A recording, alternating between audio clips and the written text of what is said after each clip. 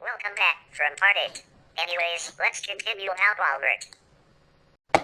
Walmart has been subject to criticism from various groups and individuals, including labor unions, community groups, grassroots organizations, religious organizations, environmental groups, firearm groups, and the company's own customers and employees. They have protested against the company's policies and business practices, including charges of racial and gender discrimination. Other areas of criticism include the company's foreign product sourcing, treatment of suppliers, employee compensation and working conditions, environmental practices, the use of public subsidies, the company's security policies, and slavery. Walmart denies doing anything wrong and maintains that low prices are the result of efficiency. That's right.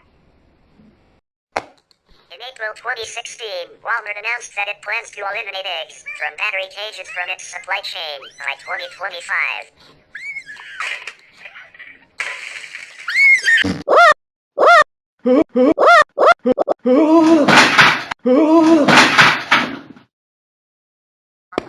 The decision was particularly important because of Walmart's large market share and influence on the rest of the industry. It's just ridiculous. Now what? The move was praised by major animal welfare groups, but a poultry trade group representative expressed skepticism about the decision's impact. Walmart's cage-free eggs will not come from free-range producers, but rather industrial-scale farms, where the birds will be allotted between 1 and 1.5 square feet each. A stressful arrangement which can cause cannibalism. Unlike battery cages, the systems of Walmart's suppliers allow the hens to move around, but relative to battery cages they have higher hen mortality rates and present distinct environmental and worker health problems. In March 2018, Walmart was sued by former Director of Business Development Tri Hine for claims of reporting misleading e-commerce performance results in favor of the company. Sorry! Can't hide it! Hine stated the company's move was an attempt to regain lost ground to competitor Amazon. I don't trust him. In September 2018, Walmart was sued by Equal Employment Opportunity Commission alleging that Walmart denied requests from pregnant employees to limit heavy lifting. Stop! Oh my God! Where are we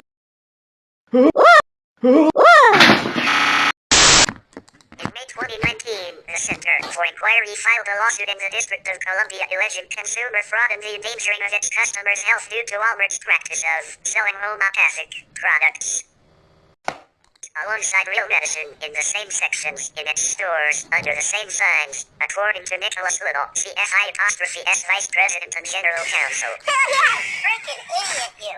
I can't freaking believe you! What the heck is your problem?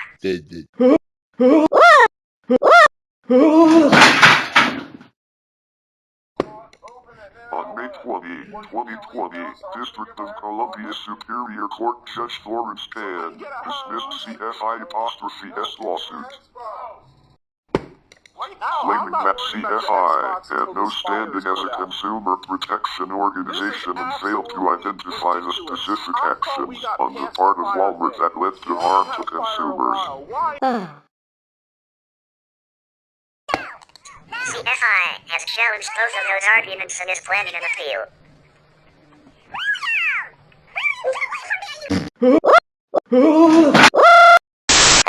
In July 2019, the Walmart subreddit was flooded with pro-union memes in a protest to the firing of an employee who posted confidential material to the subreddit.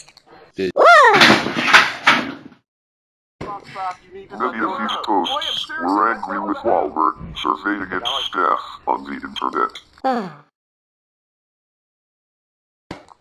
The posting of the union content is in response to the aforementioned alleged anti-union position Walmart has taken in the past.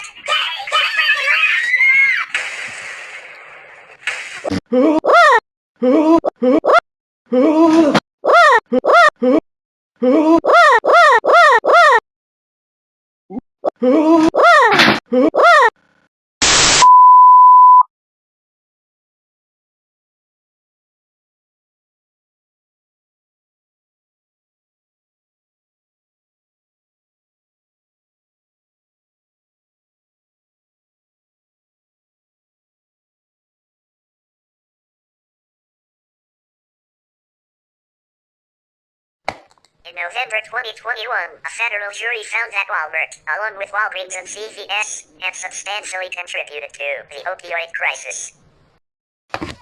According to an August 2016 report by Bloomberg Business Week, aggressive cost-cutting decisions that began in 2000 when Lee Scott took over as CEO of the company led to a significant increase in crime in stores across the United States.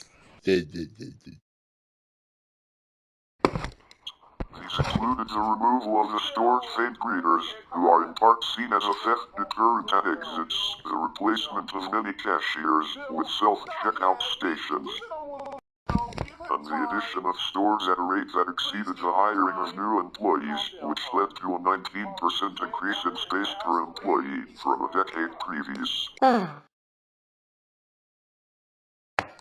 While these decisions succeeded in increasing profits 23% in the decade that followed, they also led to an increase in both theft and violent crime.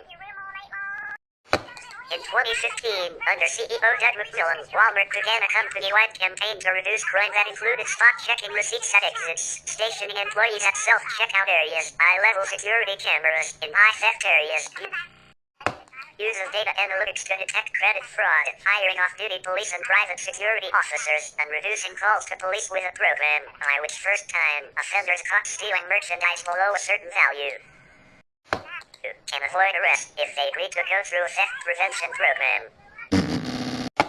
Law enforcement agencies across the United States have noted a burden on resources created by a disproportionate number of calls from Walmart. Experts have criticized the retailer for shifting its security burden onto the taxpayers. What is that? Oh my God!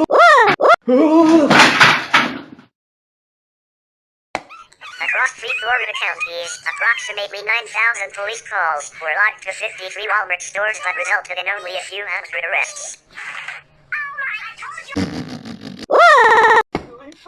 In Granite Falls, North Carolina, 92% of larceny calls to local police were from the Walmart store there.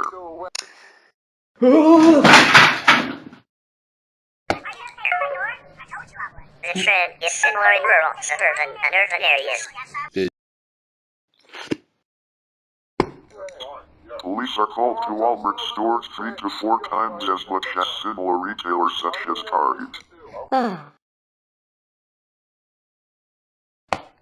Experts say the chain and its razor-thin profit margins rely heavily on police to protect its bottom line. Walmart Supercenters top the list of those most visited by police. It says, get freaking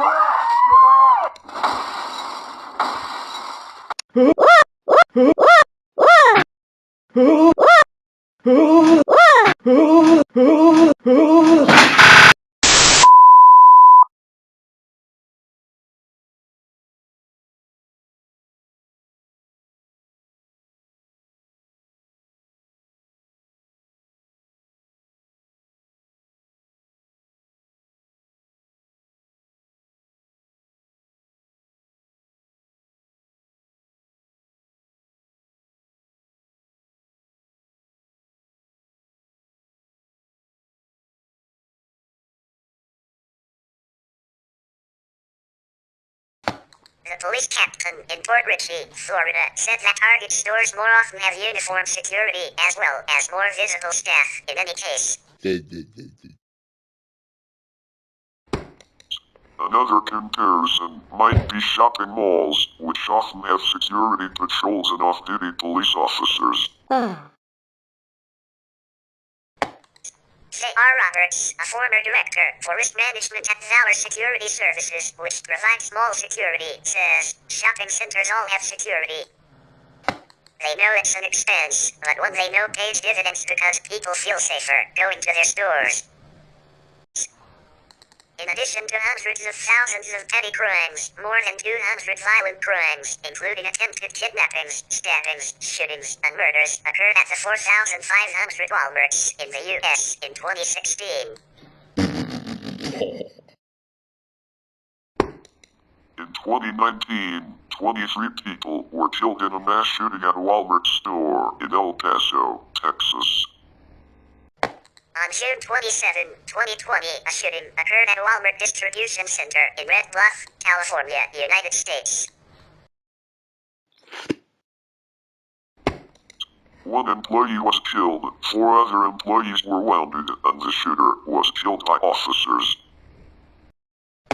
In April 2022, Walmart decided to take service dog paraphernalia out of stores and online, following an online petition to have them stop selling service dog vests. Before the breaking news, we would like to say a happy 2nd anniversary on the YouTube channel, which is first Tom and then News Wikipedia News Edition was on YouTube since February 2020.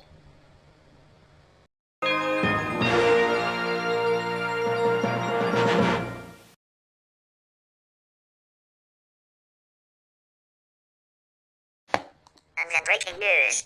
Russia invaded Ukraine on 24 February 2022, marking a steep escalation of the Russo-Ukrainian War, which began in 2014 following the Ukrainian Revolution of Dignity, Maidan.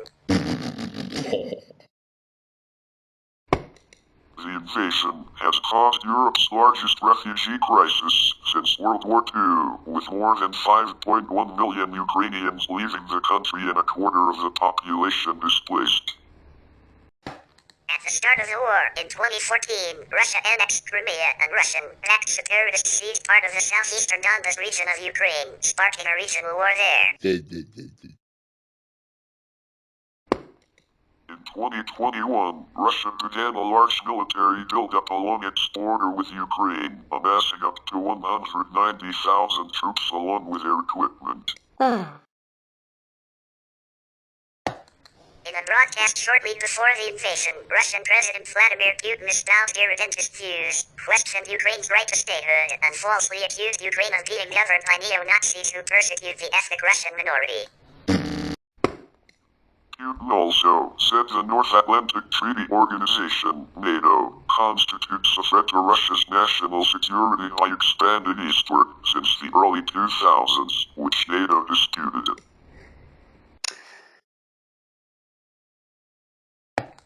Russia demanded NATO cease expansion and bar Ukraine from ever joining the alliance permanently.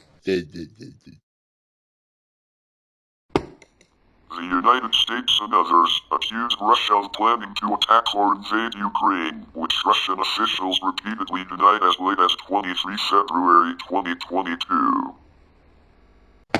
On 21 February 2022, Russia recognized the Donetsk People's Republic and the Luhansk People's Republic, two self-proclaimed states in Donbas, controlled by pro-Russian separatists. The following day, the Federation Council of Russia authorized the use of military force abroad, and Russian troops overtly entered both territories. The invasion began on the morning of 24 February when Putin announced a special military operation to demilitarize and denazify Ukraine. Minutes later, missiles and airstrikes hit across Ukraine, including the capital Kyiv, shortly followed by a large ground invasion from multiple directions. In response, Ukrainian President Volodymyr Zelensky enacted martial law and general mobilization. Multi-pronged offensives were launched from Russia, Belarus, and the two occupied territories of Ukraine, Crimea and Donbas. The four major offensives are the Kyiv offensive, the northeastern Ukraine offensive, the eastern Ukraine offensive, and the southern Ukraine offensive. Russian aircraft and missiles also struck western part of Ukraine.